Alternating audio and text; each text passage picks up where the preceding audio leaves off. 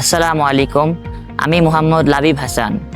বর্তমানে পড়াশোনা করছি ঢাকা বিশ্ববিদ্যালয়ের ব্যবসায় শিক্ষা অনুষদের ট্যুরিজম অ্যান্ড হসপিটালিটি ম্যানেজমেন্ট ডিপার্টমেন্টে।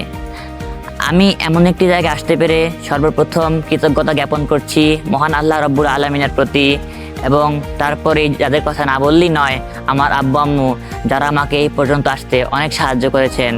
এবং পরিশেষে যাদের কথা বলতেই হবে, ঢাকা কমার্স কলেজের সম্মানিত শ্রদ্ধেয় শিক্ষকগণ, যারা আমাকে প্রতিটা ক্লাসে এবং পরীক্ষায় ভালো করতে সবসময় সর্বাধিকভাবে সাহায্য করার চেষ্টা করেছেন।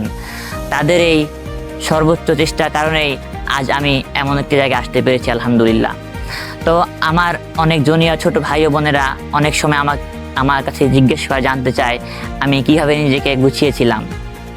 তো আমি কলেজের যেই পড়াগুলো থাকে সেগুলা প্রতিদিনের পড়া প্রতিদিন শেষ করার চেষ্টা করতাম, এবং আমাদের টিচাররা যে সমস্ত অ্যাডভাইস দিতেন সেগুলা পালন করার চেষ্টা করতাম, এবং প্রতিদিন যেই পড়াগুলো থাকতো এবং হোমওয়ার্কগুলো থাকতো সেগুলো আমি পরের দিন পড়ে ক্লাসে তারপর যাওয়ার চেষ্টা করতাম। তো এইভাবে প্রায় 2 বছরের কাছাকাছি যাবৎ সময় এই রুটিন ফলো করার কারণে আজ আমি এমন একটি জায়গায় আসতে পেরেছি।